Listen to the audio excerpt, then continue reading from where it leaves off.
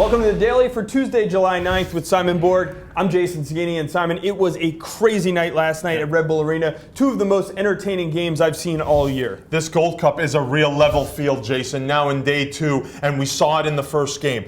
Trinidad taking the lead on El Salvador, then El Salvador's Rodolfo Zelaya, already proving to be one of the stars of this tournament, gets 2 goals, puts Salvador in the lead, and then Kenwin Jones from the EPL, he scores the equalizer for Trinidad. In the second game, Haiti just took it to Honduras. Honduras were the favorites. Haiti, what a fun style they play. They can't score. Honduras scores one early, one late. They put it away. That late goal coming from Marvin Chavez, San Jose Earthquakes. Okay, plenty more to talk about as far as the Gold Cup is concerned, and you can see all the analysis and highlights from last night on Gold Cup Today. Check that out later on MLSsoccer.com. Simon, we should also mention the U.S. national team getting underway against Belize tonight, 11 p.m. on Fox Soccer.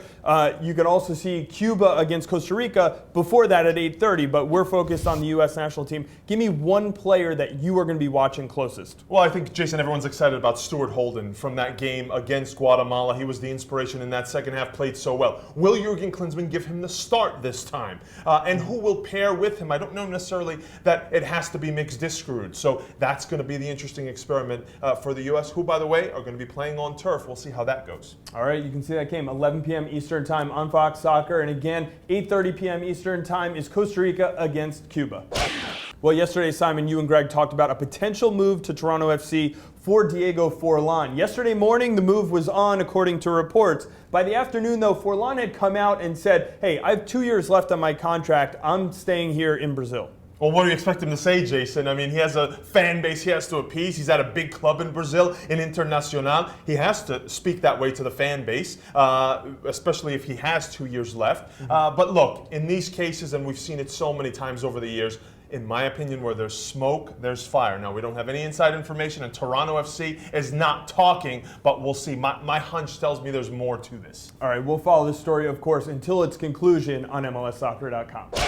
Now taking a look at the Castrol Index update this week. Leading the way, Vancouver goalkeeper Brad Knightons. This is why he got Player of the Week. A phenomenal performance against the Seattle Sounders, leading Vancouver to their first Cascadia victory. And although he didn't get a goal, Marco Di Vaio comes in at number 2 for the Montreal Impact. Tally Hall getting a shutout against the Philadelphia Union. He's at number 3 at 4. A little surprise here. Hector Jimenez of the LA Galaxy coming in at 4. And then at 5, it's Raul Fernandez, goalkeeper for FC Dallas, for his performance on July 4th against Chivas USA. Well, if you haven't checked it out already, don't miss Extra Time Radio. Kenny Miller from the Vancouver Whitecaps on the show, along with Clarence Goodson, who's with the U.S. team at Gold Cup. But Simon, the star of the show had to be Matt Eliasson. Matt Eliasson, a name maybe you remember from the 2011 MLS Player Combine. He's a grad from Northwestern, but he's a financial analyst right now at GE Capital. Well, he got an invite for the Messi and Friends game after some players dropped out there in Chicago. And he made the most of this opportunity with a memorable bicycle kick goal off a feed from Thierry Henry, no less, and it's changed his life. All right, you can hear that whole story from him on Extra Time Radio, MLSsoccer.com/Extra Time. Of course, it's Tuesday, so power rankings out on the site, and you can hear Simon's take on all the controversy from the weekend on Instant Replay. Don't miss that all on MLSsoccer.com.